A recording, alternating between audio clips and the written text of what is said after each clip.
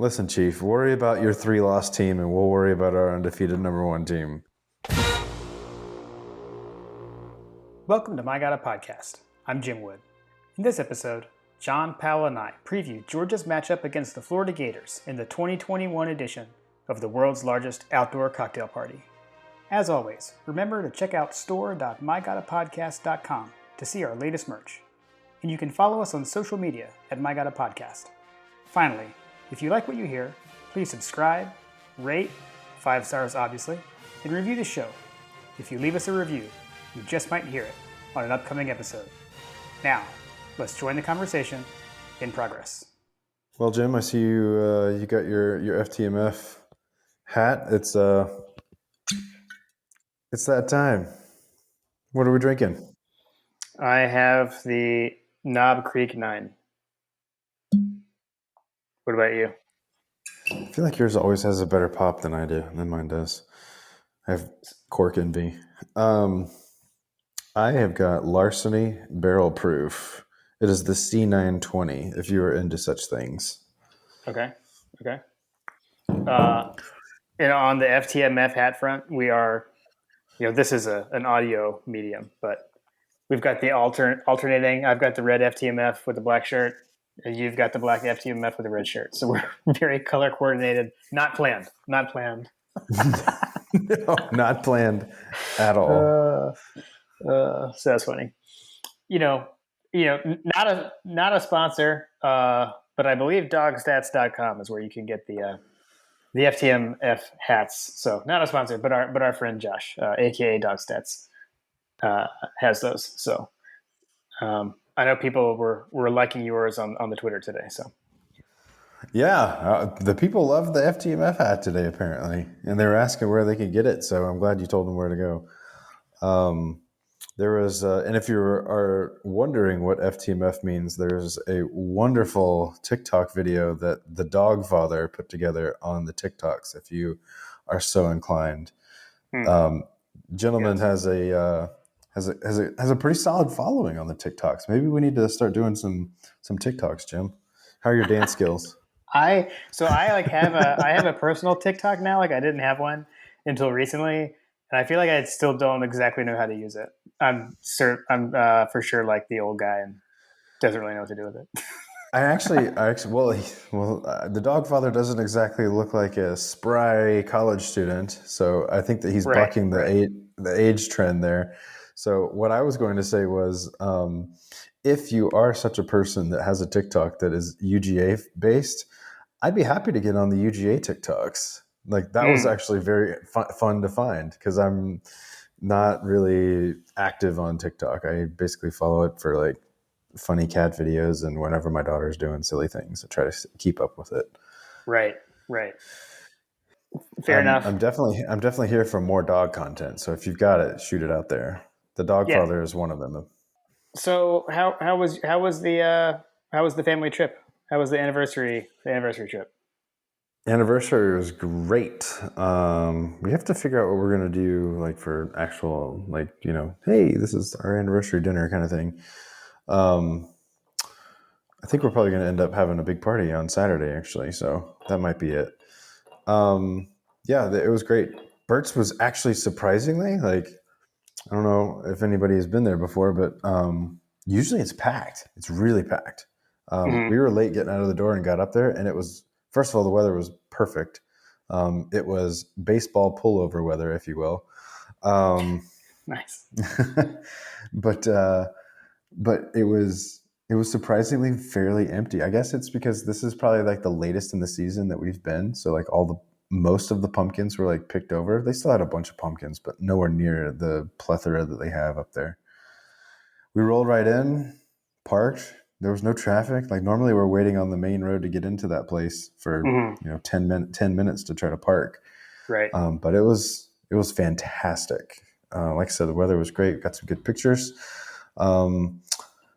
I mentioned where there's like an overlook at the conference center that we like to go to. We were unable to go to that spot, unfortunately. Well, I take that back. We did go to that spot, and I told my wife to just act like we own the place, and then we got kicked out because it was reserved.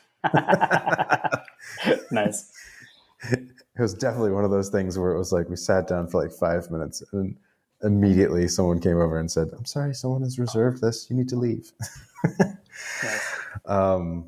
But we made it work. Got some barbecue sandwiches and had our thing. Then we actually went to Amicalola, the actual falls park. But it was fun. Good times had by family. That's good. Yeah, the pictures were good. We were in Boone and had beautiful scenery behind soccer game, and then went out to a brewery for lunch afterwards, and just kind of walked around kind of downtown Boone for a little while afterwards. Lost Province Brewery is where we went for lunch, so that was good. That was good. It was fun. And standing on the side of the road, walking to the brewery, got a "Go Dogs" yelled at me from some random person driving by in a car. So that was awesome. So, and I reciprocated and said "Go Dogs" back because that's what one does. So don't be that guy who doesn't say it back. Yeah, seriously, and don't be that guy that like don't like give a solid "Go Dogs." Don't be like "Go Dogs." Right. Like you're not asking a question here. Exactly. All right. Well, why don't we get into the world's largest outdoor cocktail party? So got a few notes on the game. We got a few things. We got a few things to discuss. I mean, it's been like 2 weeks. So 2 we weeks got since we. Right. Yeah. Seriously. Yeah. We're getting back into the swing of things.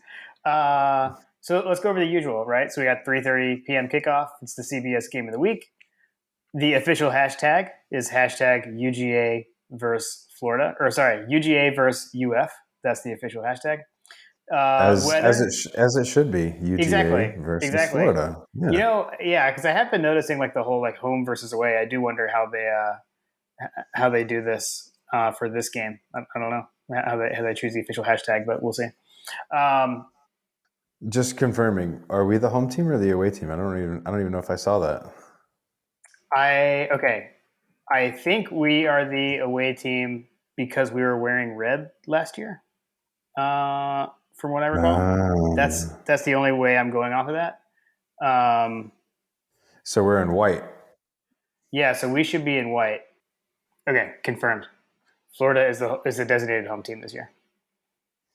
Okay. So my deduction was correct. So last year we were in red, which meant we were the home team last year, and Florida is the home team this year. Yep. Yeah, and so the weather looks like nice weather, clear skies, high of 72 and a low of 54. And high then 72? High of 72. Yeah. Wow. Yeah. There is a cold front rolling through here. It's about to get down to it's about to get real cold here in Atlanta. So it's definitely going to be baseball pullover weather on this week. Yeah. And I know it is generally very windy down there, just with the wind coming off the river down there. Sure. So I would expect it to be a little breezy, because it usually is. On the season, the Gators come in with a 4-3 record and a losing record of 2-3 in the SEC. I mean, I know like we made all the jokes in the preseason about Florida going 8-4 again, and they are staring down the barrel of it right now. Pretty crazy. It's also, this is the first time since 2017 that this was not a top 10 matchup.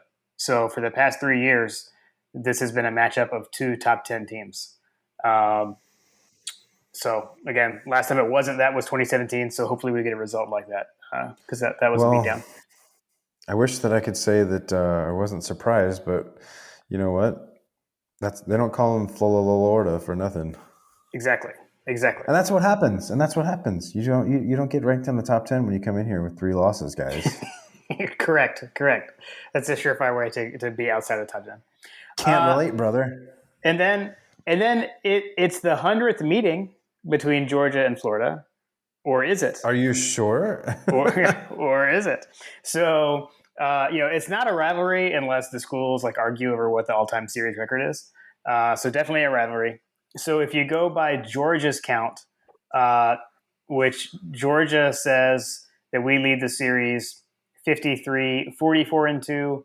Florida disagrees and says that Georgia only has 52 wins because they dispute the 1904 game in Macon, Georgia, in which the Dogs won 52-0.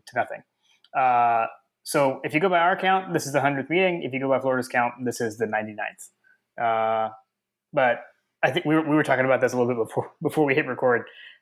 It seems like most people are going by the Florida account because I didn't see anyone like call out, that this is the 100th meeting or anything like that. So I don't know. I wonder if that's I didn't look at. I don't know. Maybe that could be a over under 0.5 times they mention if it's the 100th meeting. Yeah, the dispute or something on the broadcast. Hey, you know what? It's a wonderful day to have a centennial victory. I love it. Yeah. And then I've got a nugget from Patrick Garvin that I saw on the Twitter today. This is going to be good, guys. Listen up. Before this Saturday, Georgia has entered the Florida game ranked number 1 in the AP poll just one time. Ooh, I know the answer to this question. Ooh, what year was it? Was it 1942 with Sinkwich? Yes, correct. There we go. Yes. Yeah. The undefeateds, right? That's the Rose Bowl team. The Rose Bowl team. Yep. So in 1942, Frank Sinkwich was responsible for 4 touchdowns as the top-ranked Dogs routed the Gators 75-0 in what remains Georgia's most lopsided SEC win in history. So that was a good one. So if you're not following Patrick Garvin on Twitter, you need to fix that. He's got awesome fun facts like that all the time. So shout out to Patrick Garvin for sure. And you mentioned the head coach of that game, right? I did not mention that. It is Wallace Butts, otherwise known as the Butts and Butts-Mehre. Correct. Yes. So that was what I had for the kind of just general things about the game and my little fun fact. So we want to hit some news and notes. I got a couple of things I jotted down from the press conference.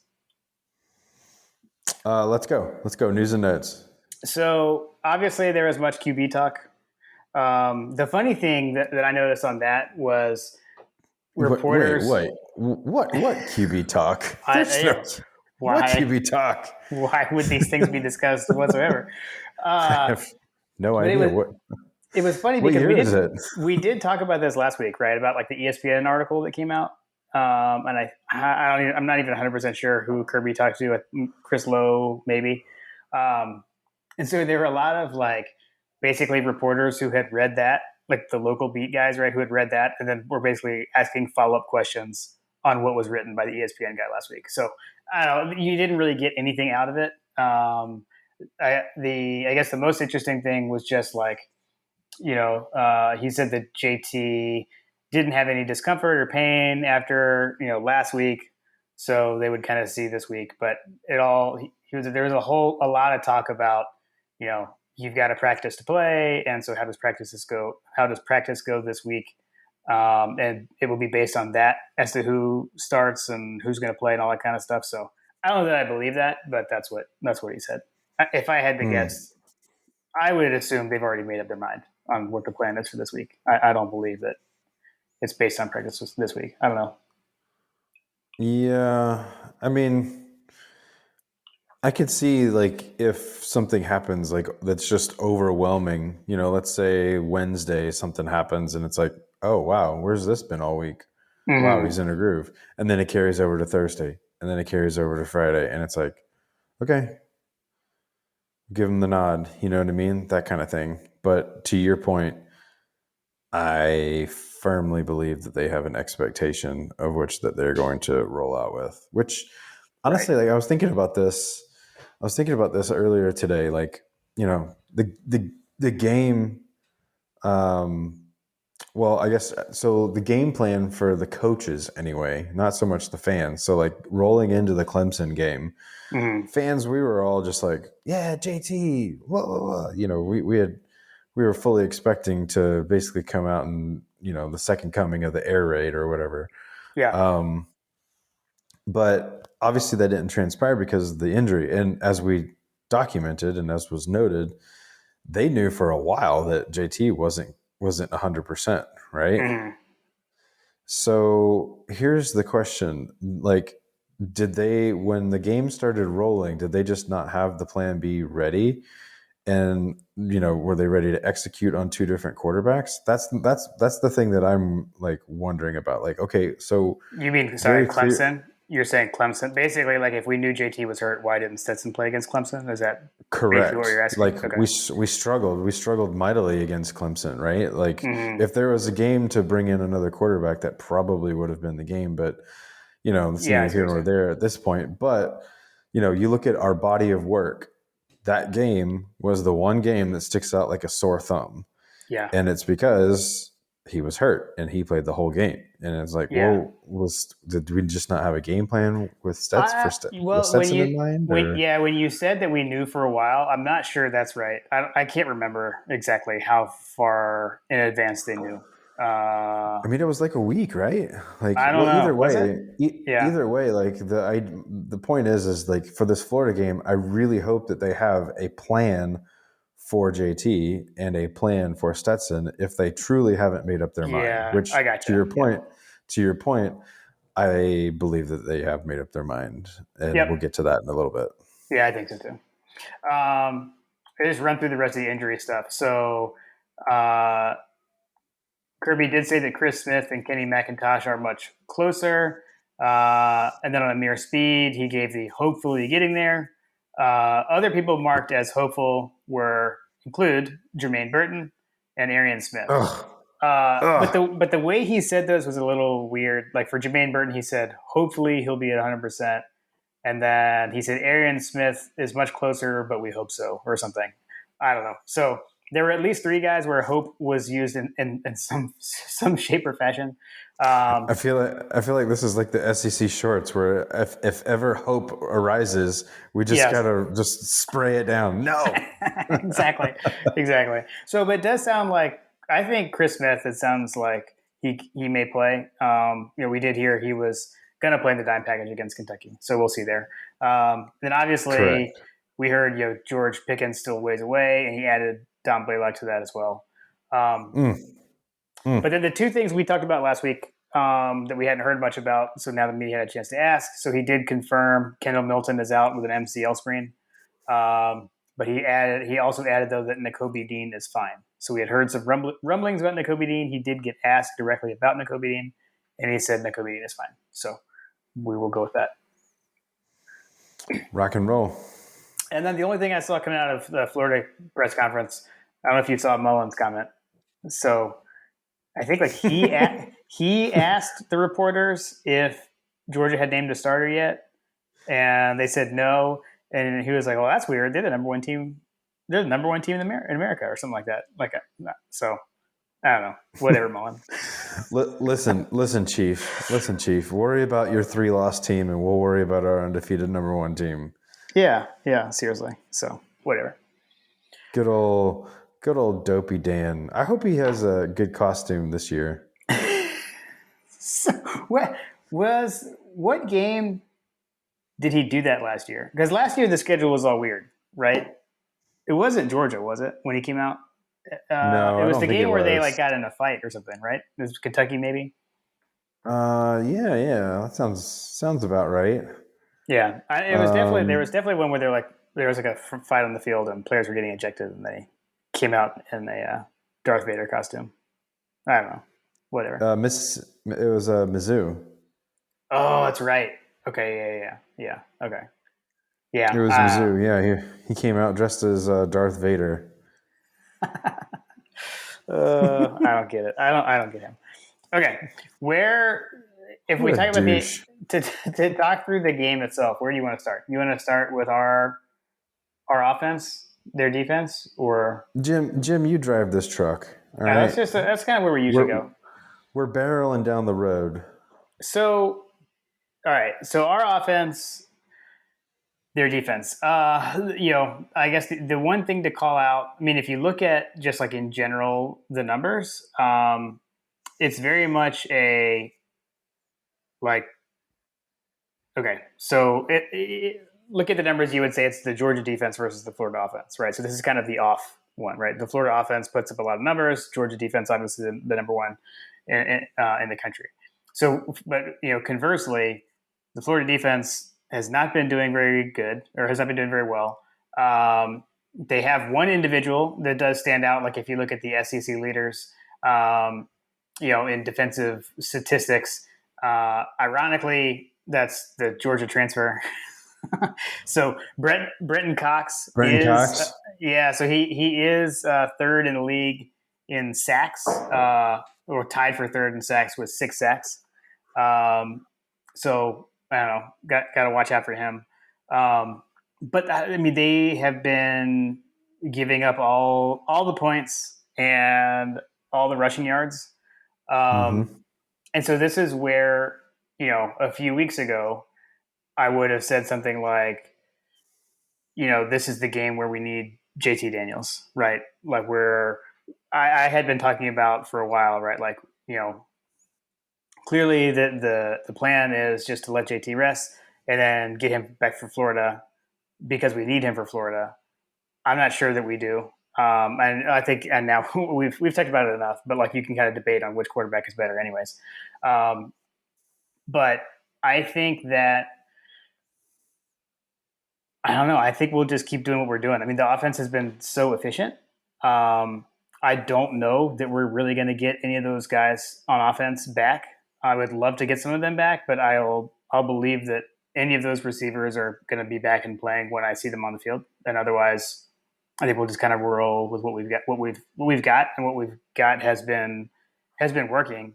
I think back to last year when we had the 75-yard touchdown run by Zamir White on the first play of the game, and then like never went back to that formation again.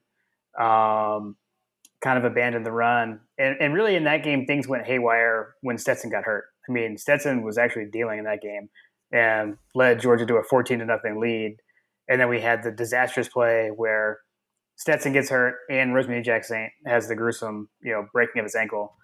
And that really just completely turned the game around. I mean, after that play was the demarcation point of where things went awry in last year's cocktail party. So one would argue the dropped interception was another point, but fair. That could have like turned the tide back right to Georgia, correct. But yeah, for sure. So I don't know. Like I just expect to see us. I mean, I do expect to see us run the ball. I mean, they got absolutely gashed by LSU. So I expect to see that, and then that just opens up. If we can do that, we can establish the run. I think particularly with Zamir White, that's just going to open up the play action pass, which is what Stetson has really been excelling at. Yeah. He's been excelling at the moving of the pocket, the play action pass. I believe that the other thing that our offense is going to be successful at is similar to moving the pocket, but rolling out the counter. The counter play was also on all day long for LSU as well. So the other thing that I think, we'll get to our defense in a second, but yeah, I think that we are not going to be as mistake prone as any of these other teams, but it did look like that I don't know, man. They just look, they look super susceptible to getting scored up on. You look at the defenses, it's like, their defense is statistically worse than Auburn. And we saw how that went. Yeah. I mean, if you look at their, what they're giving up to, Power 5 teams. So they gave up 31 to Alabama, 14 to Tennessee. I will say too, like that was before Tennessee had figured out their quarterback situation, right? So they gave up 20 to Kentucky and 49 to LSU. Now they did shut out Vanderbilt, but so congratulations on that. Honk if you shut out Vandy. Um, Yeah. yeah, so Auburn and Kentucky both sport better defenses than the Florida Gators Okay. Yeah. I mean, the strength in terms of that scoring right, defense. right. Yeah. The strength on strength of this game is definitely the inverse, right? Like I said earlier, the Georgia defense against the Florida offense.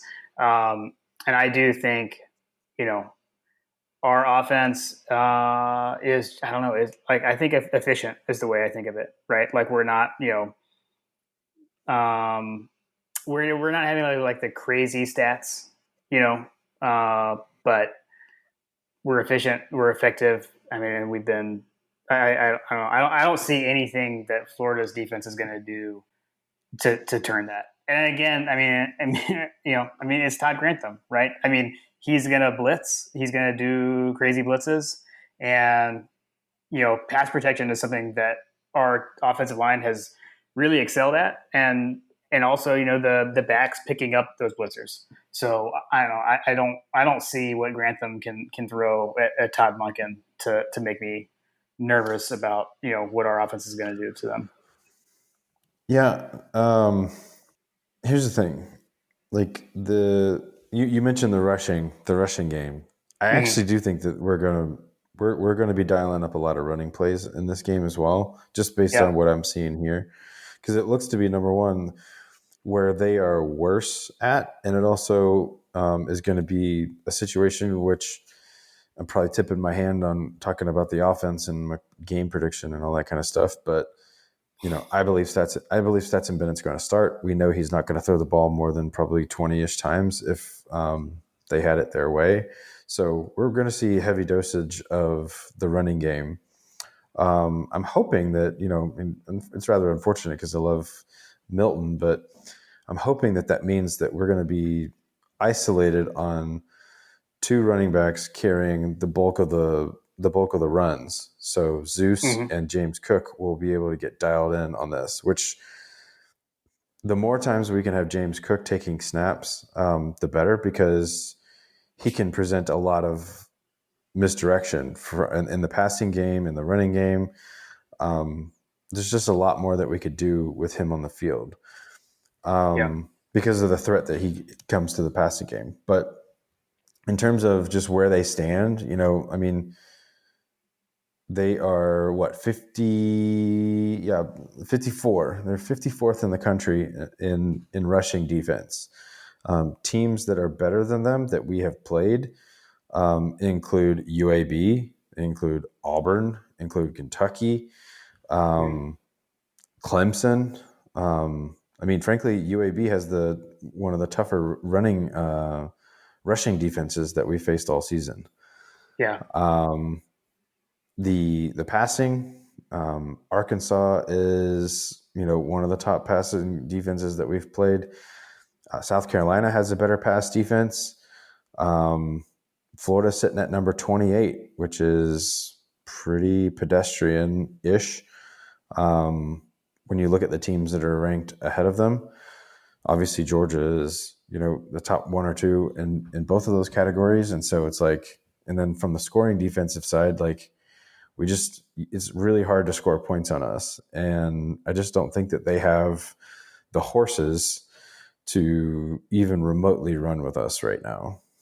Yeah, yeah. Why don't we move to the other side of the ball? I feel like we're both trying to get there because I think that, I mean, that is the strength on strength. But I just like flip into the Georgia defense against the Florida offense. Um, I mean, offense that's Mullen's thing. That's why they brought him there. Um, and I mean, he has a good scheme. We've seen it work very well, and they're putting up yards, which I don't know. The weird thing about Dan Mullen, like especially this year, is his weird um, I don't know, just like his excuses and all of his moral victories that he has. Like he got asked if he got out coached by Stoops in the Kentucky game, and he pointed to the fact that Florida outgained them. That's like, okay, but you didn't score more points than they did. So I don't know, but I guess that stuff aside, I mean, they're getting a lot of yards. A lot of it on the ground. So, they're second in the SEC in rushing, behind Ole Miss. Um, and, we, we got the listener question last week around a quarterback. Were they going to start I forget, the good running back or the mediocre running back? And it's funny. I mean, like looking at their stats, I mean, we like to make jokes that Emory Jones is a running back. I mean, he's their leading rusher, and it's not really close. I mean, I think he's got like twice the yards, of their leading rushing running back. So I don't expect him to start, though.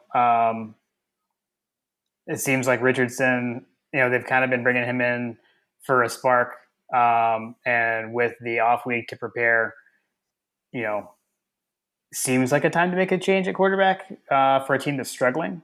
So I'm expecting it to be Richardson. And according to inside sources, we're hearing it might be Richardson. So, but we'll see. Yeah, I mean, if you were in Dan Mullen's shoes, you would probably be wise to maybe do something different than what you've done all season long. Yeah. I mean, you basically are at a point in your season where you got nothing else to lose. The season's effectively over from an SEC standpoint, although I know that they're not mathematically eliminated, but by and large, their season's pretty much over. So yeah, I mean, they may be mathematically. Well, I guess technically maybe not, but they're getting close. They likely will be after this week. I went through this. with someone that even if we won, we would not be mathematically eliminated. But anyway, the math is not in their favor. That's That's for certain. Yeah, man. I don't know. I just don't think. Do we really think that Florida's going to be able to average 5, 6, 7, 6, almost 6 yards a carry against this defense? No. Do we think that they're going to be putting up 440 yards of offense on this defense? No, I don't. I mean, yeah, because they average like 500, right? Florida does. Well, those numbers that I just gave you are the performance that they had against Alabama.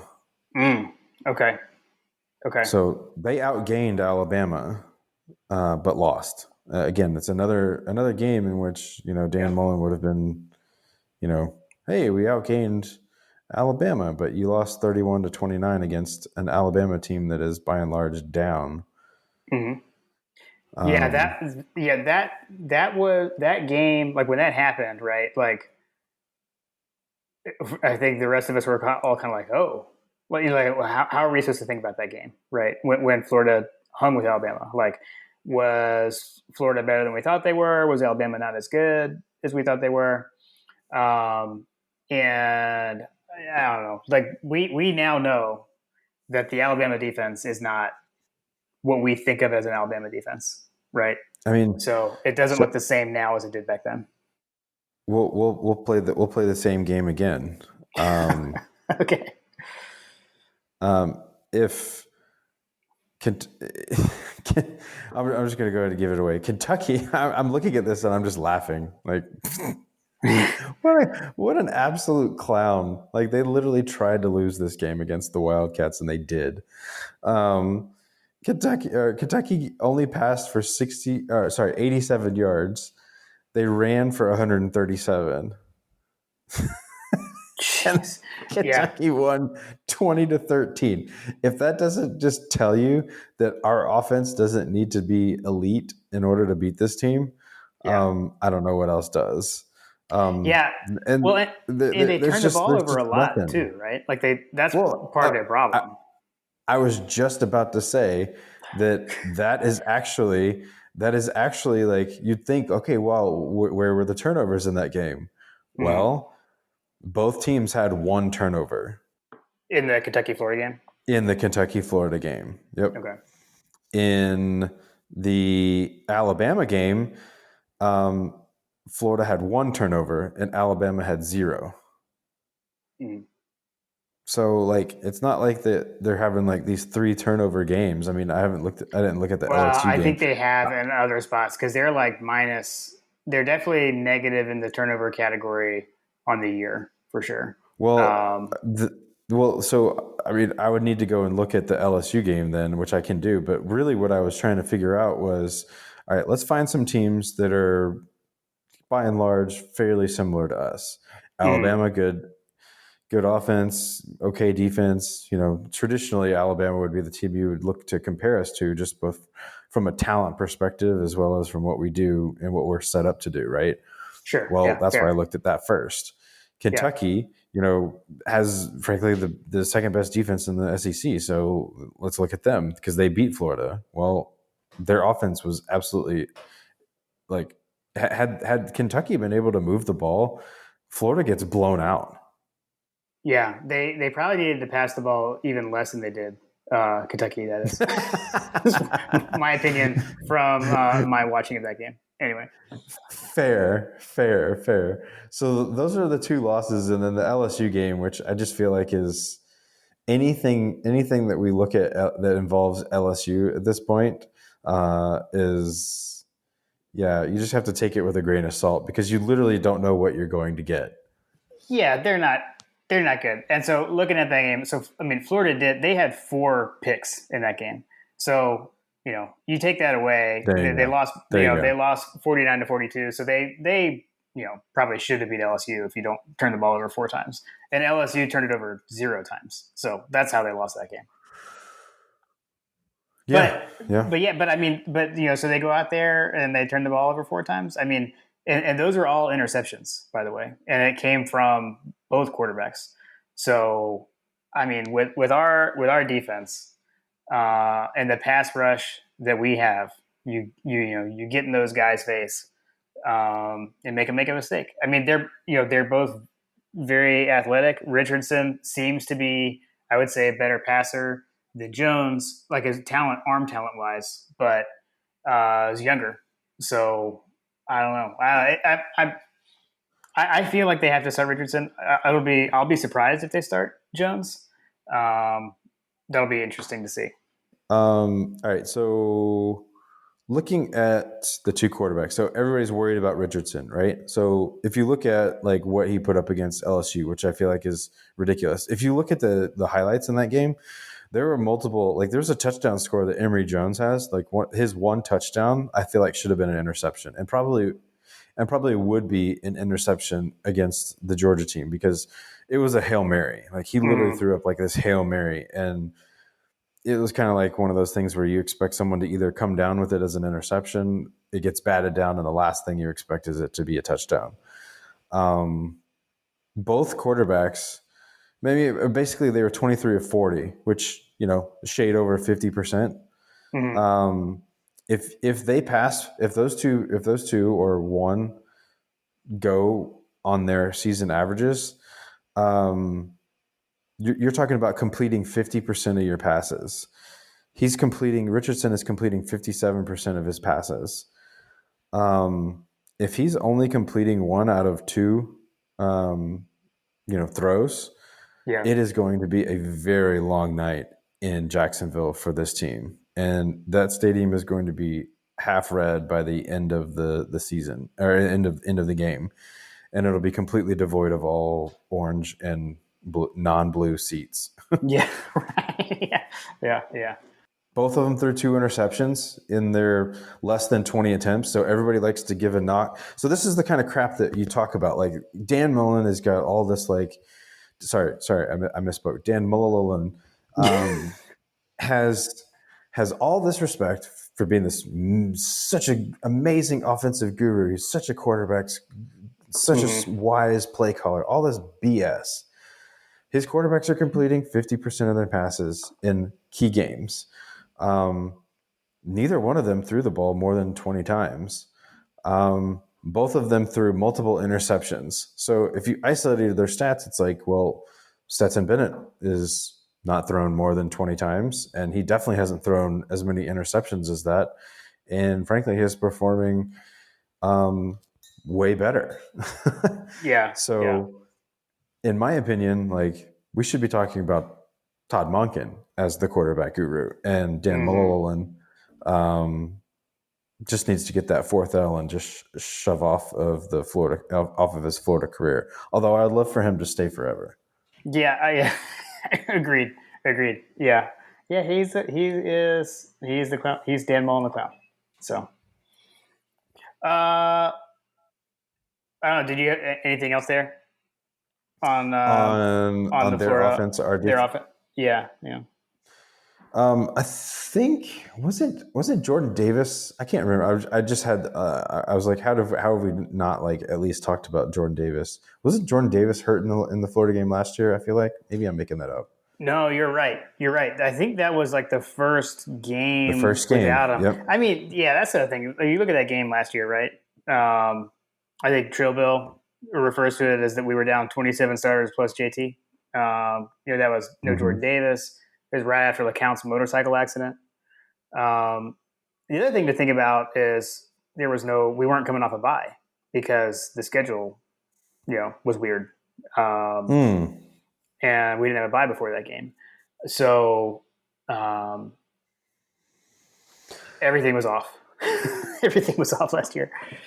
Everything was off. So I said this last year. If we came down with that pick six that was a drop, if Stetson doesn't get hurt, if Jordan Davis plays, we run away from that game and escape with a win. Jordan Davis is, by and large, dark horse Heisman contender in my opinion. He is the cog that makes the engine of this Ferrari run. Yeah.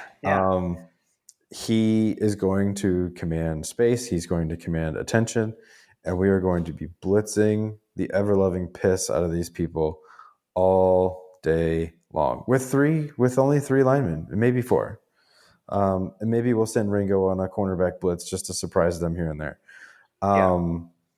The reason that Emory Jones is probably the starter is because he represents the biggest opportunity for them to move the ball down the field.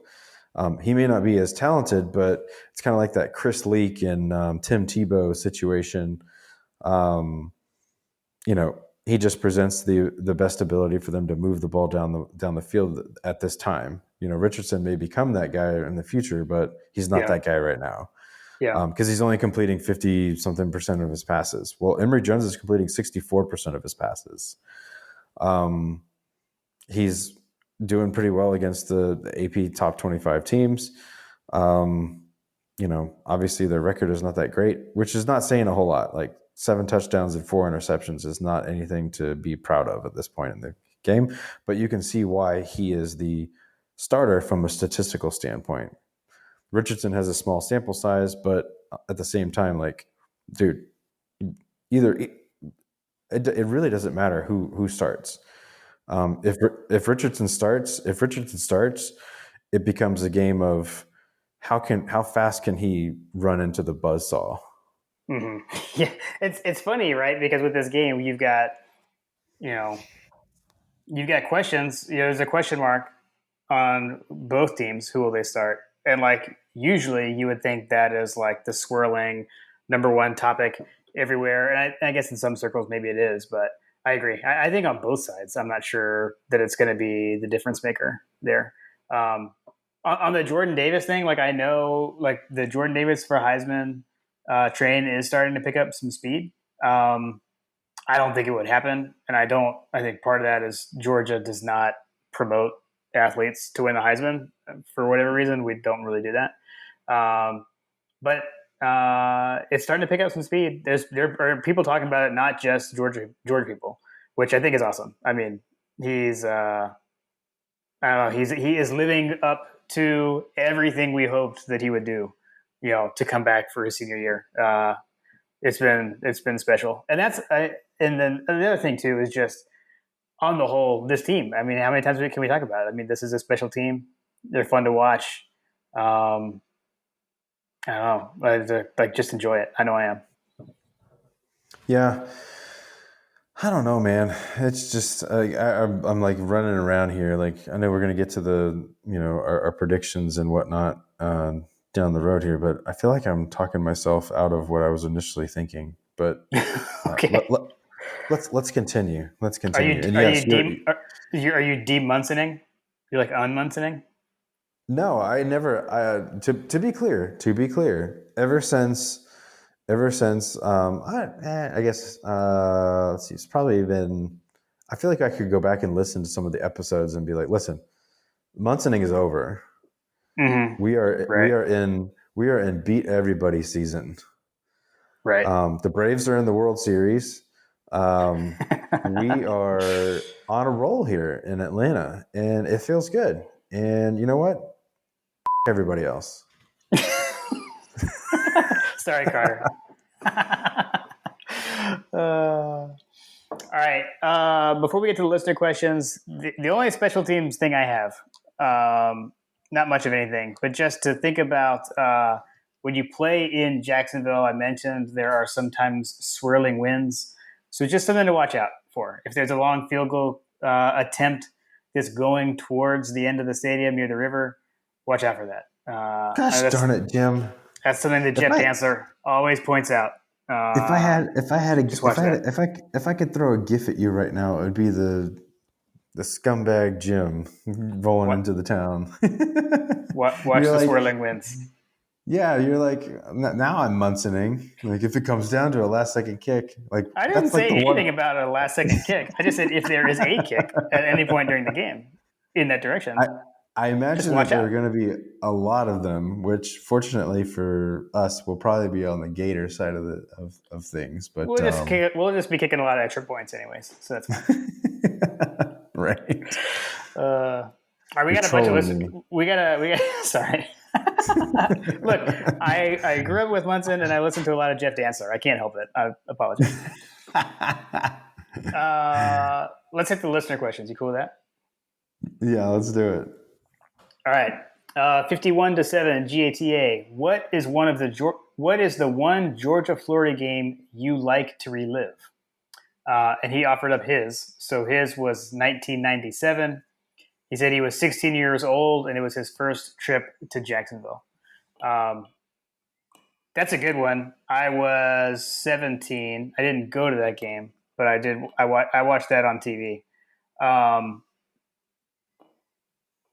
I'm trying to think of other ones. For me, I would probably say either 2017, just because that was so awesome. I mean, it was a special season, and we just absolutely killed them.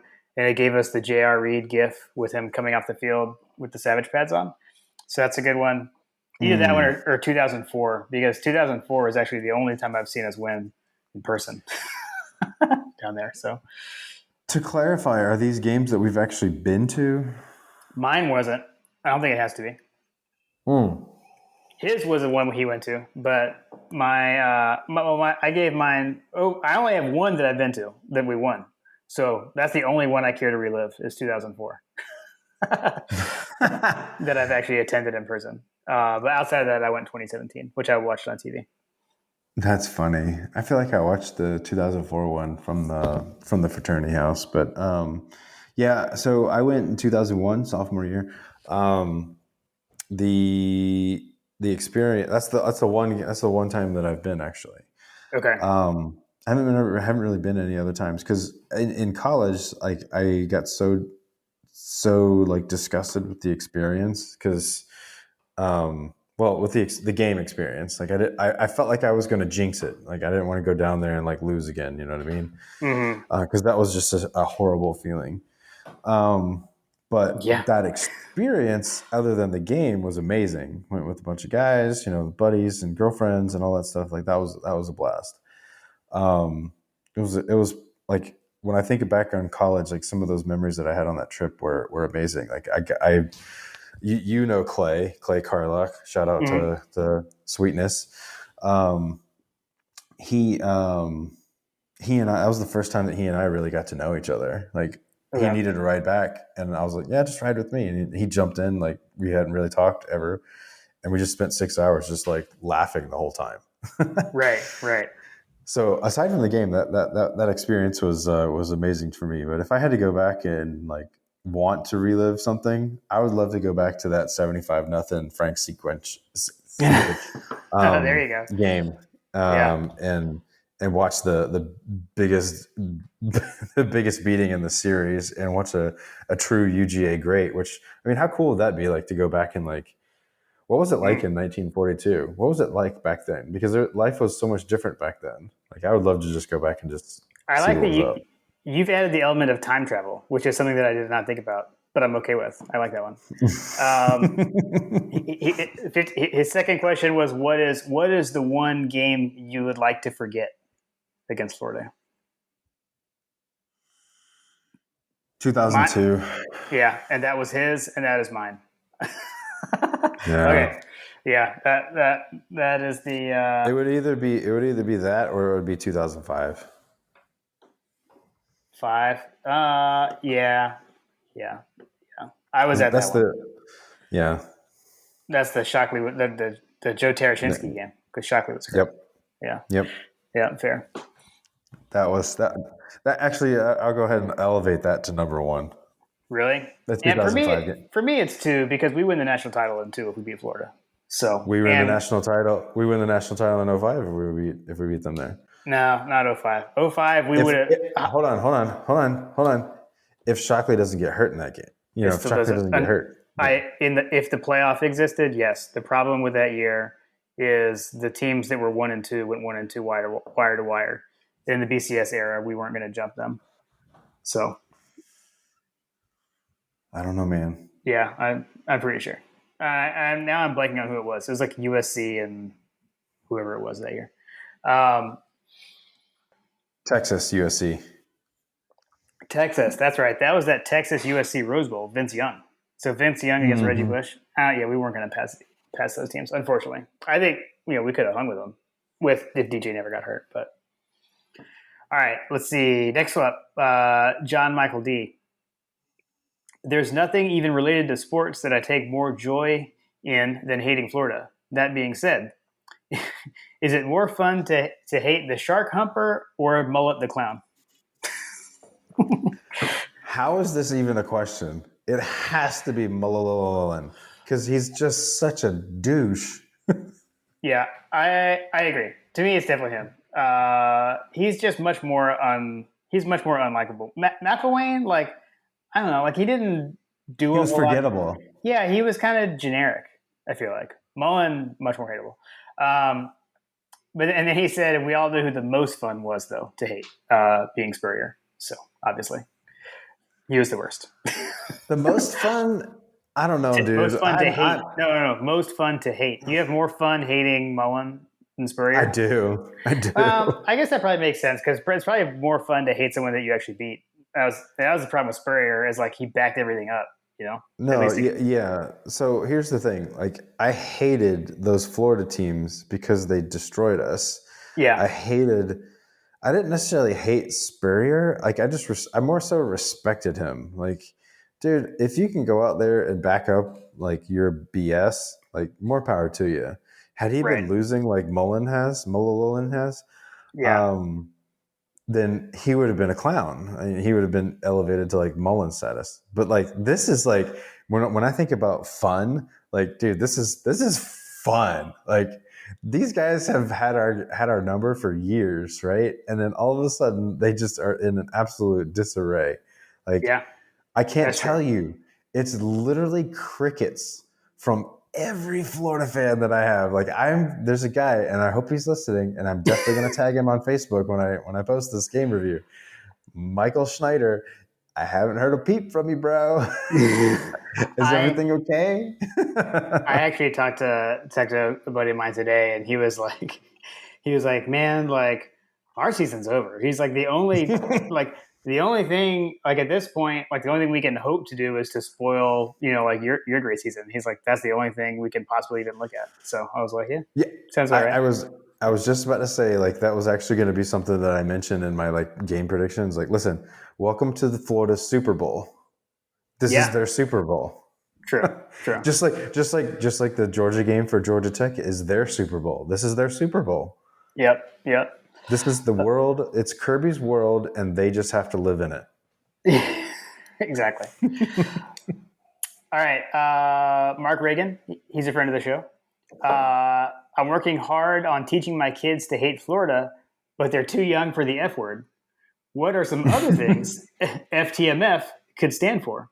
I've got some notes in here because a lot of people actually responded to this on Twitter, and I don't know that I have anything else other than what we saw. So, official FTMF ambassador Dogstats said, "Forget them, my friend." So that was a good one. Queen City Dog said you could always go fact-based and say Florida tends to make false starts. So that was hers. Let's see. Sarah, which Sarah G1561 on Twitter, she said, Florida, those mediocre failures. That was Sarah's. And then Dog Stats had another one, funny that Mullen fails. And then there was one that I had seen months ago. I had to go search for it to see who said it, because I think this was like back when I got my hat. So this is from All School. And he said, forget those mediocre fellows. So that's the one I like. That's the one that I've used with my kids. Those are our suggestions. I don't know, John, if you have any other ones. I couldn't come up with anything. I like what we got from the listeners. I like them all. You know what? I've actually, like, my wife gives me a hard time about this. She's like, nobody knows what that means, but if they knew, you would be ostracized from society. She gives you that kind of like condescending look whenever I'm wearing this hat. She's like, oh, you can't wear that hat. Kim does the same thing. I got in trouble because like I took Lily to the dentist and I wore the hat. They're like, you wore your FTMF hat to the dentist? I was like, no one knows what it means. Did you go to the dentist today? No, it wasn't today. This is a while ago. Oh, because I went to the dentist today and I did wear this hat. Oh, nice. See, there we go. Once again, us agreeing on things. Amazing. But for all intents and purposes, that TikTok that I mentioned earlier, like I've used that I sent it out to a bunch of my buddies. Like, hey, what does that hat mean? It's like, well, here, let me explain it to you. Yeah, it was very good. It was very good. I like it. And Josh has been like responding with that TikTok to tweets too. That was funny. I totally would too. I feel like he just realized, he's like, wow, I'm cool on TikTok. Yeah. And Twitter. See. Yeah, exactly. Salty Dog. Pick any 3 Georgia football players, past or present, dead or alive, for your dream foursome at Augusta. So dream foursome. Okay. Yeah, so it'd be yourself plus 3 people. Mine, like if I could cheat, I don't know if I can, but if I could cheat, mine actually wouldn't really be players. My dream foursome is Larry Munson, Lauren Smith, and Vince Dooley. That would have been that's my dream foursome. If it's limited to players, I'd probably do. I had this earlier, and now I just forgot it. It was Kirby, actually. So I'd go Kirby. I'd go Hines Ward, and Kevin Butler. Those would be my 3 players. Kevin Butler. Explain. Yeah. Elaborate. Well, I mean, I like listening to Kevin. Seems like a good guy. Super Bowl winning kicker, in the NFL. Georgia legend. And also, like, for him and Kirby, they're also, like, definitely way better at golf than me. And my inclusion of Kirby answering it by a question like this is the only way I would get to play with Kirby because I'm not good enough. And as we learned, he doesn't play golf with low or with high handicappers. I don't know if you remember his like Jeremy Pruitt joke last summer. Yeah. Like he would not play golf with me. So that's my forcing there. So. Yeah. No, Kirby Smart's definitely got to be on that list, obviously. I'm having a mental moment. I did say Kevin Butler, not Drew Butler, right? Or did I say Drew Butler? You said Kevin, for sure. Okay, I started getting worried. Nothing against Drew. I'll play golf with Drew Butler. I'm just saying. Just he's my dream foursome. No offense. Slide into Jim's DMs. That'd be fun. Honestly, Drew Butler and Aaron Murray as a as a foursome with you and me would be a nice little podcast. Here we go. Golf outing. Collab episode. We could do a Collab podcast episode while playing golf. That works. Kirby Smart obviously going to be in there. Herschel Walker would be in there for me as well. My other two, I really. You only get one more. You only get one more because you're part of the foursome. Yeah. Because I'm part of the foursome. Sorry. Yeah, my other one, I would have to be. Oh man, you gonna make me pick between the two of them? It's not cool, man. It would have to be either Champ Bailey or Hines Ward. I'm leaning towards Champ Bailey because he is my favorite dog of all time. So, yeah. Your dog is Champ, right? Champ Bailey. He's got a jersey, which I haven't actually taken a picture. I'll take a picture and we can post it on the podcast. Nice. He's got a jersey. I haven't because it hasn't been cold that I've been around with him. So it's starting to get cold. So we'll bust it out. We had a lot of overlap with. So Salty Dog gave us his foursome. His was Herschel, Nick Chubb, and then he said his third is between Hines or Kirby Smart. But then he's landed on Kirby. He said, "I'd love to talk to him on a golf course where he's less guarded, hopefully, at least." So I like, Salty Dog also threw in a hopeful there. So that's nice. For what it's worth, like I feel like that Kirby Smart would probably be like if you were to switch that question around. Like my favorite question to ask people is like, who would you most want to have a beer with, like in XYZ, people like historical figure, UGA guy or whatever. Like Kirby Smart would be the guy that I would want to have a beer with or a bourbon with, whatever. Story for another day. Kirby's pretty cool. Munson obviously, but like, yeah. If you had to go player. Yeah. No, I have had a beer with Kirby. It's been a few years. I don't know if he had a beer. I definitely had a beer. What? Yeah. What? Yeah. All right. Why didn't we talk about this during the bye week, Jim? Good grief. All right. That's another one. That's my. It's actually we're gonna move on because that night that's actually a good story that night. But I don't want to get into it. All right. Let's see. You hosed everybody out of a good bye week story. Thanks a lot, Jim. Yeah, but it's not a bye week. It's not a good bye week story though. It's more of a. We needed content. We needed content for the people. They want to hear these things. Yeah. Well, I didn't think about that. It didn't come up. We were on a break. We were, yeah. It was a bye week. Let's see. All right, Zach SC Dog 864. If we beat, ooh, nice. See, you do get a good. Here's what happened. You said you don't get a good sound when you open your bottles. It's because you have on the noise canceling headphones. You just can't hear it. I can hear it. Oh, that's fair. Because I think I said that to you once. I was like, "Oh, I didn't get a good sound," and you're like, "Yeah, I did." So that's what's happening. Anyways, Zach, if we beat Florida by 35 plus points, it's probably the end of Mullen at Florida. Just a chance with how many L's he's taken recently. That being said, if you were hired as the athletic director for LSU and or Florida, who would be your ideal coaching hires? I think you said you had this one covered, I believe, on the Twitter. I did. It's Luke Fickell. Either one of them would be like remiss if they didn't try to lure him away from Cincinnati. Although it would really depend. I was actually messaging my Cincinnati buddy about this earlier this week. I was like, hey, just enjoy the season you're having. It looks like the Peach Bowl is going to be another rematch. Turns out like we actually beat a national title contender. Right. Seriously. But I said, just don't get comfortable or just enjoy it because someone's going to come after him. He's like, what do you mean, man? He's in the perfect job. Why would he move? I was like, well, for starters, he's not in a conference that was worth a darn. Yeah. He's like, he doesn't have to move. He's in a perfect position. I was like, well, yeah, okay. But someone with deeper pockets is going to come calling. He was like, I'm just going to enjoy my naive season or whatever. That's okay. That's fair. I think that's how you should. That's how you should do that. Luke Fickell, and I'll tell you. If I were Luke, I would be seriously looking at the Florida job. Okay.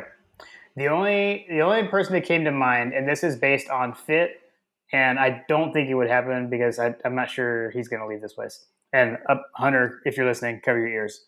but it's Lane Kiffin because to me, Lane Kiffin could fit the mold of Florida head coach. He's brash, he's cocky. I think he would fit their culture, and he is an offensive guy. So I don't think he would leave Ole Miss to go to Florida. But if you're asking me if I was Florida's AD, who would I go after? That's somebody I would go after. Can I respond to your selection and tell you how wrong it is? Sure. From the Lane Kiffin side, or from the Florida Athletic? Because this is not from Lane. This isn't saying that Lane would accept it. If I were a Florida booster, like if I was Ben Hill or whatever, athletic director. No. I'll get there. Because let's be honest. Let's be honest. The athletic director doesn't make all of the decisions at some of these places. Fair. But if I were a major donor that was donating millions of dollars to this university over the course of my lifetime, or had like earmarked money, like I would be seriously questioning my investment further if Lane Kiffin were to be selected as the head coach of the University of Florida. Only because been there, done that. You've seen it across the SEC. Like I frankly think he's reached his ceiling at Ole Miss. I don't think that he's going to get any higher than where he is right now. Hunter, well, sorry. I mean, where he is right now is like first place in the SEC West, right? Or tied for it. Let's talk. Remember how I had a bold prediction like that about Orgeron, Coach O. I don't necessarily think he's going to get fired, but I'm going to give you a bold prediction that Lane Kiffin never wins an SEC title or an SEC West title at Ole Miss. Oh yeah, I mean, yeah, I agree with that. Well, if you were the Florida athletic director, why would you hire someone that got like ran out, like just snuck out in the dead of night at Tennessee, got basically like kicked out at USC, came to Ole Miss, can't win there, like. Yeah, but that was before he went into the Nick Saban, rehabilitation program. Yes, Lane Kiffin, much like Coach O, is a lifetime coordinator, in my opinion. But we digress. If I were all right, so Florida again, I think Luke Fickell would be the perfect option for Florida down there, because he's proven that he can win at a high level, has very organized teams. He's a defensive guy. Offensive guys, frankly, there's you got Lane Kiffin potentially. No, I'm just saying. There's. I think that Luke Fickell would be a great candidate no matter where he went. The only reason I said Florida is because I feel like it takes a special personality to coach at LSU. And initially, I feel like that's why, like, oh yeah, Coach O makes perfect sense. Like nobody can understand what he says because he's from there. I don't know that they necessarily need something like that, but Les Miles was a special character, right? And he was a special character down there. I feel like that they need to have a bit of a head case, and maybe that Lane Kiffin, like you might lean that way, but I feel like that there's just so much wear and tear on that tire that it's just not going to work out for him. Yeah, I don't know. I don't really see Lane leaving Ole Miss anyways, but okay. See, well, who? So if you had to pick two, like, okay, you have to place two. Who would you put at LSU? If Luke Fickell goes to Florida, who does Florida's athletic director go after? You mean so if Fickell goes to Florida? I mean LSU's athletic director go after.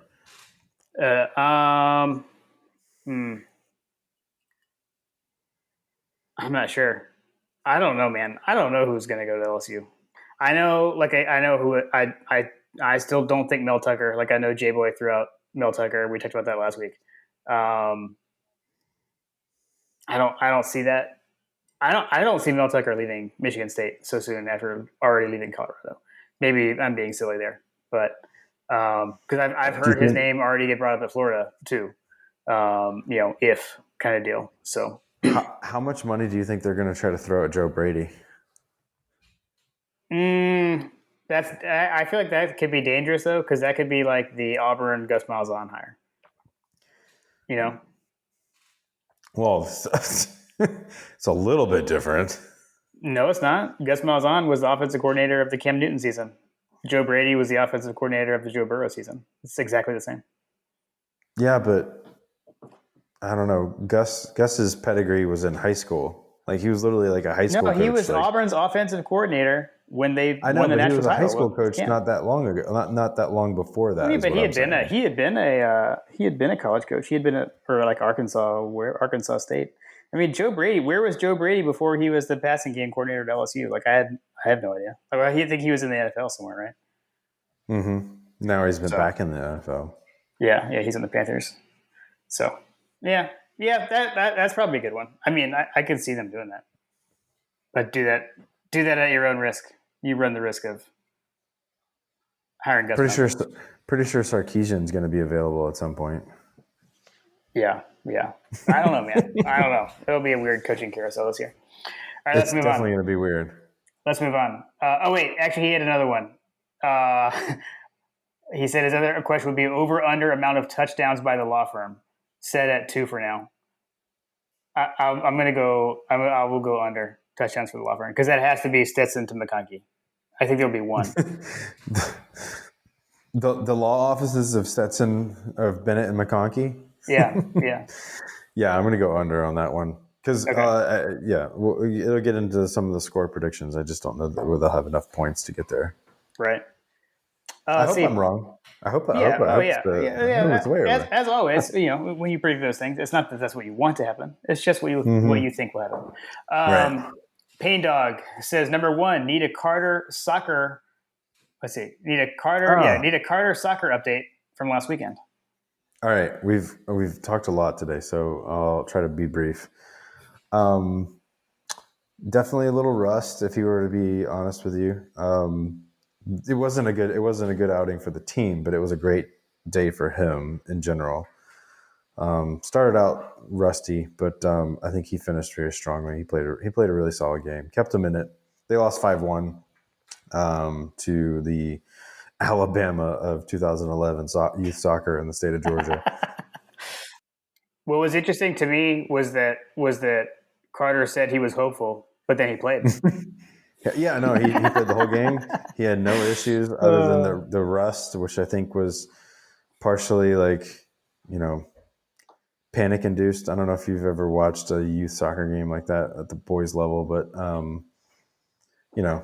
they do the back passes and things, and sometimes you get what we used to call hospital balls that just don't go far enough, and that was like the 30 seconds into the game, and then it's 1-0, and then you just kind of know that's how our day is going to go today. It's just we don't have the horses in the shed quite yet.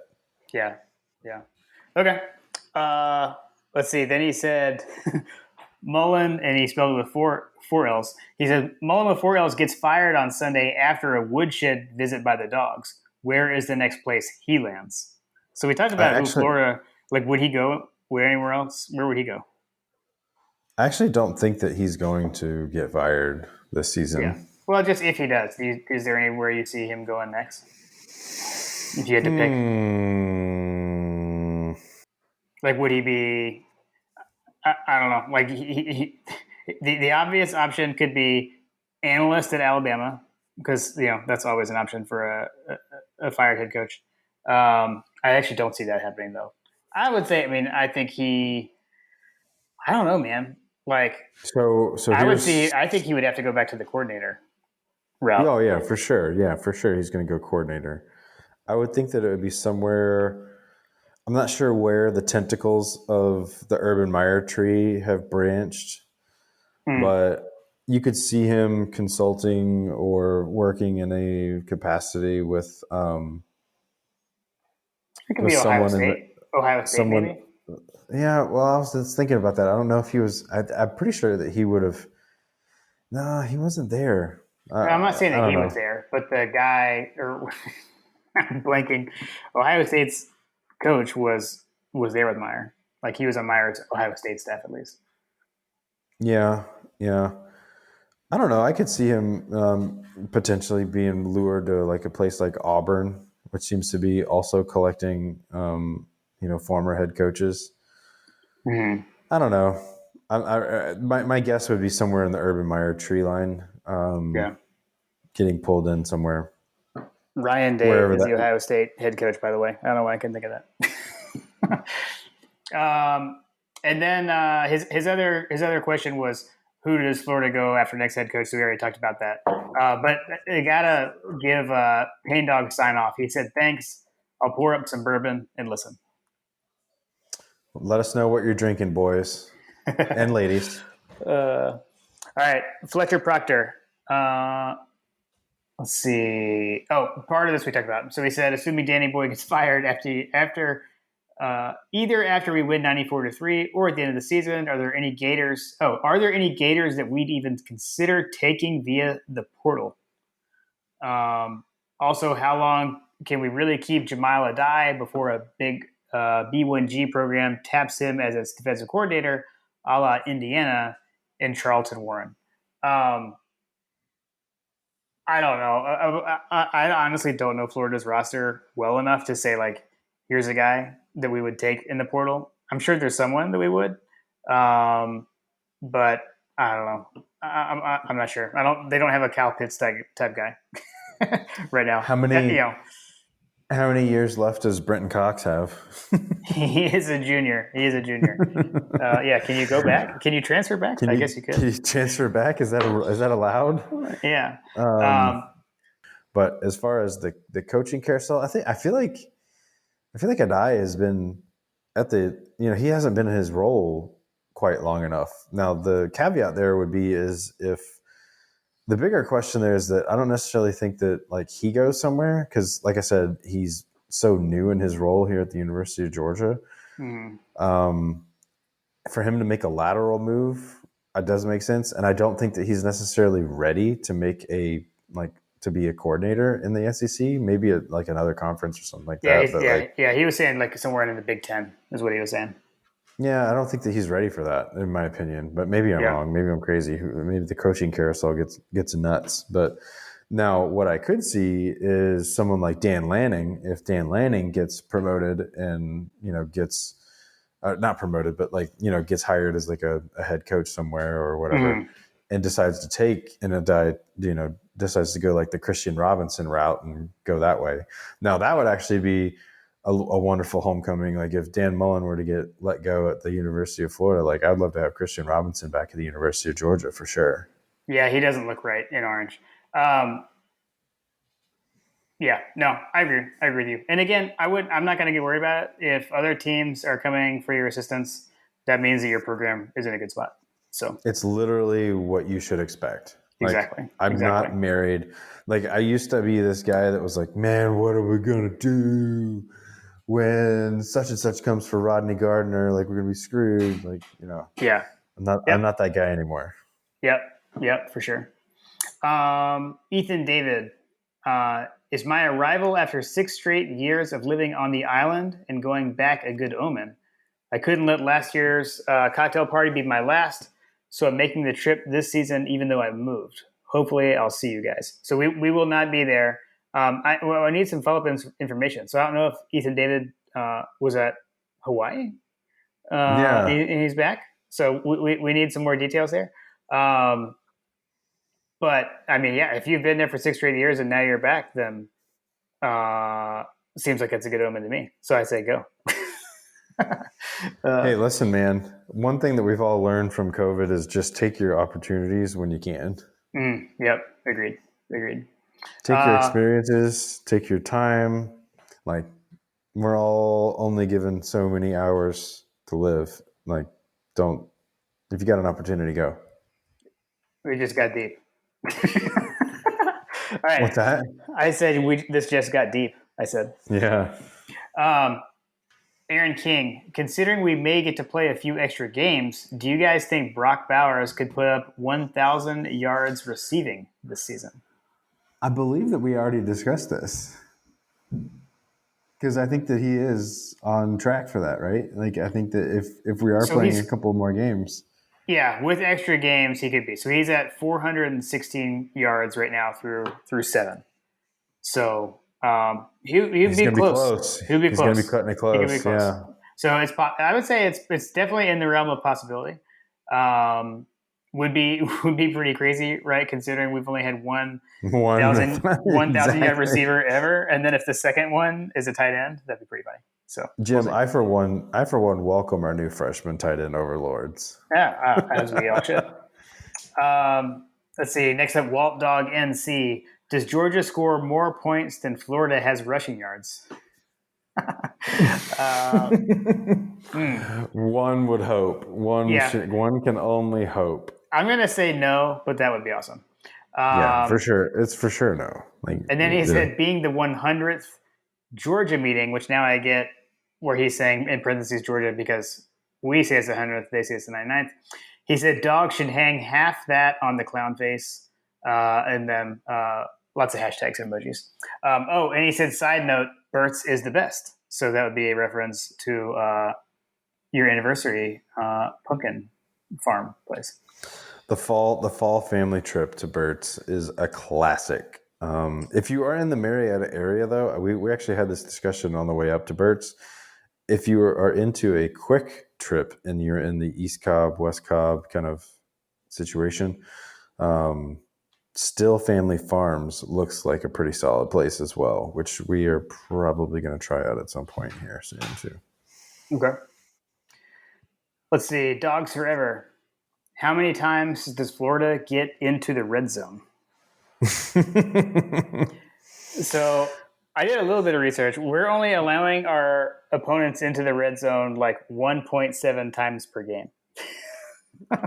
What? Yeah. Are you serious? Yeah. I'm serious. I feel like that's like a mic drop stat that nobody you just blew my mind a little bit actually, Jim, because I have not heard anybody quote that stat before. So kudos to you. And if Nathan, Dog Stats, Graham, sorry guys, Chapel Bell Curve, I haven't heard that one. Yeah, so we've only opponents have only advanced into the Georgia red zone 11 times this season. So it's actually lower than that. It's actually like 1.57 times. So even less than 1.7 times per game. So that's incredible. So if you set the over under at 1.5 based on average,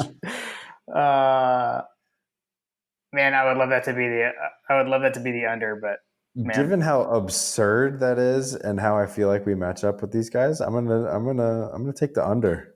Man, that's bold. That's bold. That's bold. Wait, hold on. Just so I'm clear, what was the line? The barrel proof is getting to me. 1.5 trips for the Florida offense into the Georgia red zone. Is that the line? Is that your line? That's what I was saying. That's the average amount of times Georgia's opponents are doing it. So that's why I said that.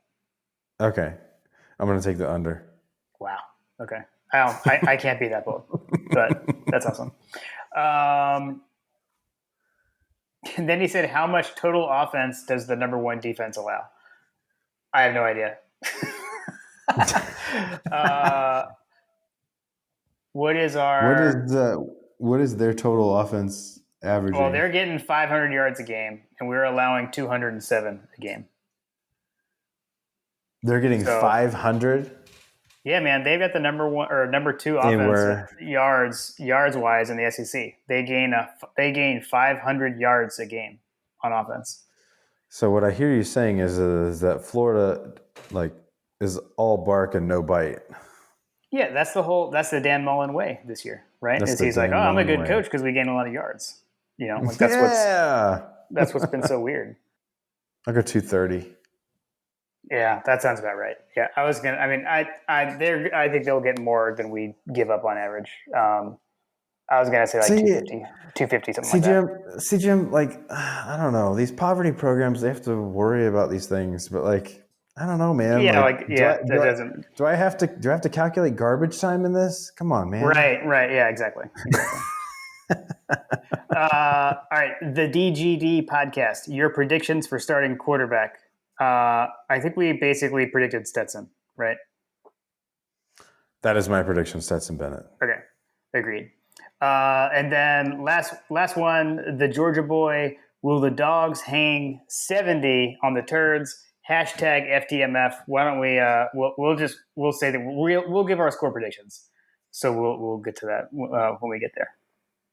And then I can't hear any music. Oh, I may have had a soundboard fail. Okay. Well, there was some intro music.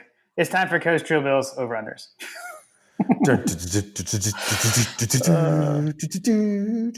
I wonder why that didn't work. That should have worked. Anyways, okay.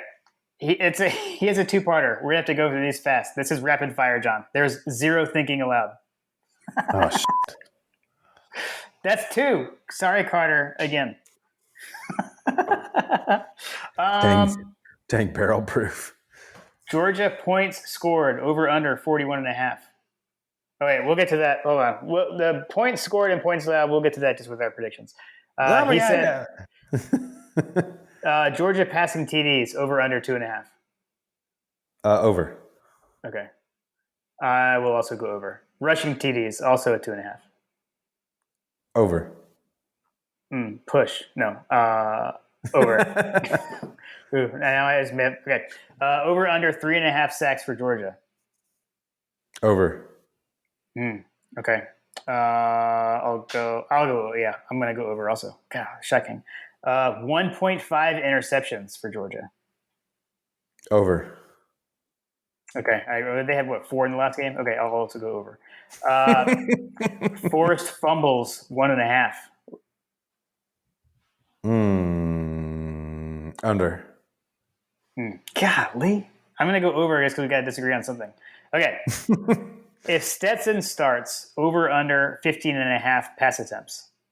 Ooh, over. I'm going over too. Yeah, because he throws around like 20, right? I feel like that line's low. Yeah, and then he said if JT starts, pass attempts 20.5. I think over. I think it's over either way, right? Yeah. Yeah, it's got to be over. Okay, over under Twitter references on Saturday of FTMF. Over under set at 1,500. Over. I think so too. This is good. Tweets complaining about the starting quarterback for either team. Over under set at 3,000.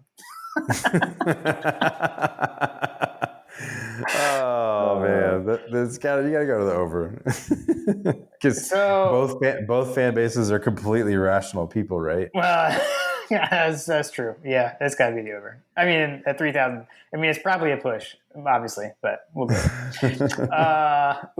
This is good. Over under 4.5 frustrated Mullen on camera shots. Over. Yeah, I mean, obviously. Third and Grantham Twitter mentions over under sit at 2,500. I'm gonna go over. These are all set too low. All these, I feel like it doesn't matter what he said it at. We would have just said over. Of course, yeah. Okay. Danielson mentions Tebow over under 4.5. I mean, I feel like I never heard Tebow really mentioned. I mean, unless he was on the ES.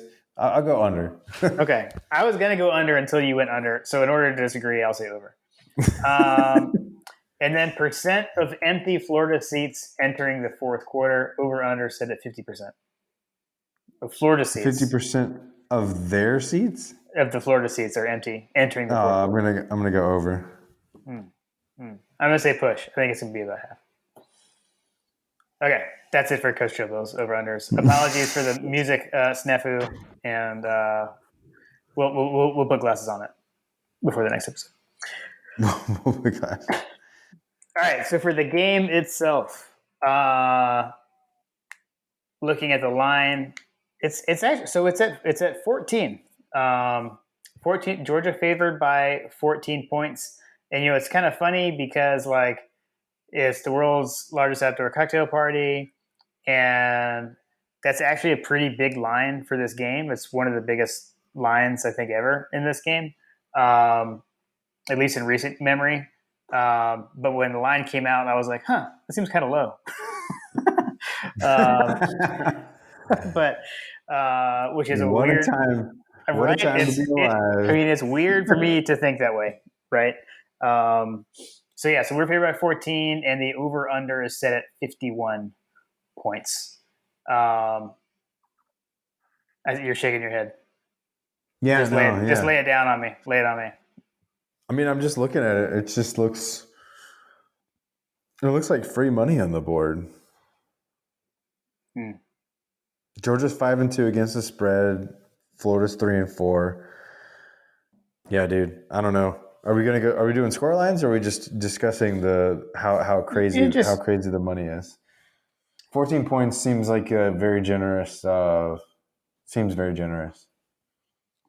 Like, you think we're gonna score more than that? We're gonna win by more than that? For sure. Yeah, like this. If I'm not a gambler, but looking at this and looking at the stats, looking at the history, looking at the passion that Kirby has for beating this Joker. Yeah. You got to figure we're going to go over on this, like just the way that everything shakes out. I mean, yeah, that's where, you said no Munsoning. That's where, like, the Munsoning in me, like in years past, I would say, like, that line looks kind of weird. And, like, what do they know? Something doesn't seem right. But I think it probably boils down to, like, it's a rivalry game kind of deal, neutral site. Sure. Both teams had an off week to prepare. So but like, it seems like the the spread consensus has like 91% think Georgia's going to cover. What I am surprised by is that the fact that the line hasn't moved. It actually went down because from when I saw it opened at Georgia by 14.5, it's still only 14. So that is interesting. But yeah, I mean, we talked through it, and like there's just not anything that we have seen to point to, Florida being able to do this. It's going to be, again, there's nothing that I could analyze and say other than to give the, any given Saturday thing. And like, I just don't see how any way our guys could not be up for the cocktail party, especially considering we lost these guys last year. Like that doesn't make sense. So I'm not worried about that. So I think the Dogs will win. I went back and forth. Like I feel what I jotted down before was 34-17 Georgia. I think you're probably thinking that's probably way too low, not a high enough scoring affair. I was probably Munsoning a little bit when I wrote that down, but I'll just stick with that because that's what I wrote down. That would actually be a push in the over/under, but I'm going to go off, and not follow that. So I'd say over on 51 points. But I'm going to say 34-17 Georgia. So looking at this thing, so the thing that jumps out to me is the predicted score. The predicted score on OddsShark is 49, which is effectively 50, to 22, which is effectively 23, right? So 50 to 23, whatever. Or 49-22, however you want to look at it. That just seems like a lot. I don't know that we're going to score that many points. I think we're going to get close to it. But I also, on the other side of it, there's no way that they score 3 touchdowns on us. Like, just flat out, no. There's no way. Like, you're basically saying that this team is good enough offensively, which statistically they are not, that they're going to score, half of all of the other points that have been scored on us this season. Like, I think we have 46 points scored on us this season, right? I think that's right. Check my math, but yeah, there's no way in high holy heck. I was trying to avoid it. I was trying to avoid a triple infraction. Yeah, no, I don't think they scored more than 10. So I'm going 45-10. Okay, I think that sounds reasonable. Which also puts me at the over. Yeah, you said 45-10. Mm-hmm. Okay, got it. Okay, I think that's fair. If people are taking Georgia at 14 points, so that means that 91% of people think that Georgia's going to cover. Yeah. Okay, so that means that the score, if everybody's taking the under at 51, so you subtract 14 from 51 and you get to 37. So everybody thinks it's going to be 37-14. Which is basically, that's actually what I picked. Well, I said 30. I think that's absolutely off. Like there's no way. I said 34-17. 34-17. I Yeah. also think that that's way off, but I feel like I don't know. We haven't I been mean, that's a tracking as cover. That's still a cover. That's winning by it's still 17 points. mm-hmm. And it's I the just don't over. think that I don't think that they're going So, to score anywhere near that many points. okay. Yeah. I mean, I hope they don't. I hope they don't. That's just my best guess. But yeah, I've still got a cover. I've got us covered by 3 points over the spread. Think about how much fake juice. All right, so here's the thing. What was the game after Richt won? What was it? 2008. Yeah. 2007 was the dance on the field. 2008 was their revenge. Is What that what was you're that asking? score? Yeah, what was that They beat score? the crap out of us. Yeah, hold on. That's what I'm looking at. That's what I'm looking for. 49-10. So I just predicted that they would score 10, and I think I had 45. So Yeah, you that had feels 45-10. 45-10. So that feels like a much more like realistic, because reason being is that they beat us. We're going to be angry. Like Yeah. I feel like this is going to be the 2008 to, whatever. Yeah, it'll be our 2008. Or Yeah. 2008, yeah. The revenge Yeah. tour. Yeah. Right. Exactly. Exactly. All right. I feel Well, more either way, I confident think about that. we both think it's a comfortable win. Mine's still, let's cover the spread. I don't know, man. I don't know. Don't listen to me for gambling advice. That's been established. So, what do you got going on Saturday during the game? You got anything going on this weekend? Because I know we established that neither of us are going. I haven't been since 2005 was the last time I went to this game. So yeah. So anyway, definitely not going. I'm saving up. I told your buddy Matt Moore. Shout out Matt Moore, who hooked me up with tickets to Atlanta United. I'm saving up my travel chits for much more prestigious venues. If you catch what I'm putting down. Yeah. Yeah. I'm saving my travel money for something later in the season. So that's my plan. So Saturday we were at the pumpkin patch, and my brother-in-law and sister-in-law, we were like, hey, what are you guys doing on Saturday? It's Georgia, Florida, and Carter has a game at 12 o'clock, which is phenomenal. I was going to beg, borrow, and steal from his coach to not have an afternoon game. And he doesn't. So we have a 12 o'clock game as of right now. And so I asked him, I was like, hey, what do you guys want to do? Let's come over and have some beers, and we'll cook some barbecue. And so we're going to have them over and hang out. And usually things will wind down, 6 o'clock or, lunch after dinner, after those 3:30 games. So we'll probably have some dinner, and then they'll go home and put their kids to bed. And then I might sneak over to some friend's house, which I don't know if you guys follow me on Instagram, but they have a blow up screen for the Braves game that's going on Saturday night too. So Okay. I am going to go. Now, is this the guy watch. that has all the arcade games and stuff in the garage? It is. It's the Okay. same guy. Shout out to Chris Heck Layover. He has the games in his garage, which I'll be there tomorrow night. Actually, they call it Hecty's Tavern. We'll be over at Hecty's Tavern for the Braves game tomorrow night, but in this case, the game will actually be in the cul-de-sac, because the blow up is like, I don't know, it's like, I want to say it's like 60 feet tall or 60 feet wide or something like that. It's a giant movie projector blow up screen. It's awesome. Nice. That was hands down one of the best like viewing experiences of a championship that I've ever seen. Yeah, that looked good. I was solo, just watching it on my back porch. Not a whole lot of Braves fans in these parts. Although there are some. I technically, I guess it is Braves country. Braves country. Yeah, I am, but none of my friends are from here. They're like me, right? So like they're from all over the place. So my friends are all either they're Yankees fans, Cub fans. I was just about to say they're Yankees fans.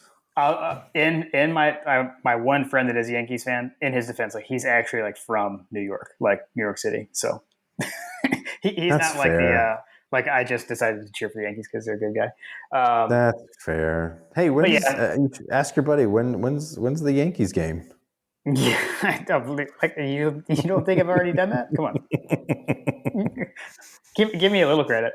Yeah, we're similar. Lily's got soccer at 11, so we'll that'll be wrapped up in plenty of time. Uh, Probably do the porch viewing again, at least for the Georgia game, and then for the Braves game we'll see. I got a little chilly out there last weekend, and I actually I'm like almost just about out of firewood, so I may need to go buy some more firewood for the fireplace outside. So we'll see.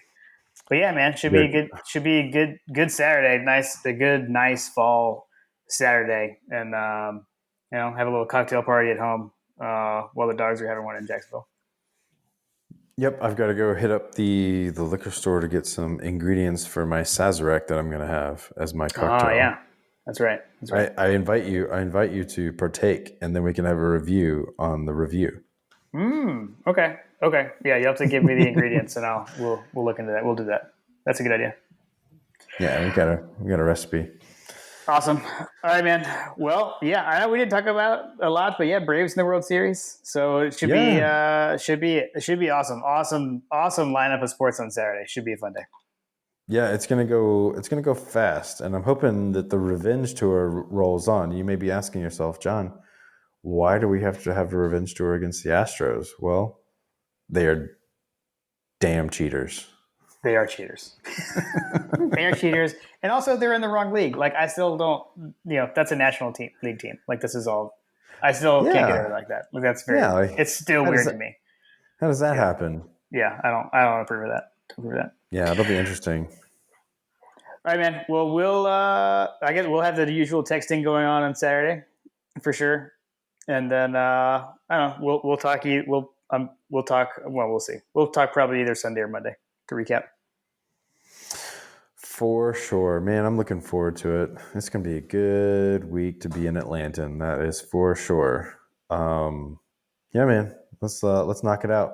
We got a couple of games to go on this revenge tour, and man, it would be nice to just send a couple of terrible teams that everybody doesn't like to see winning.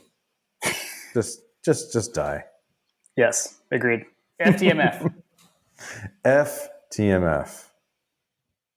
Go dogs. Go dogs.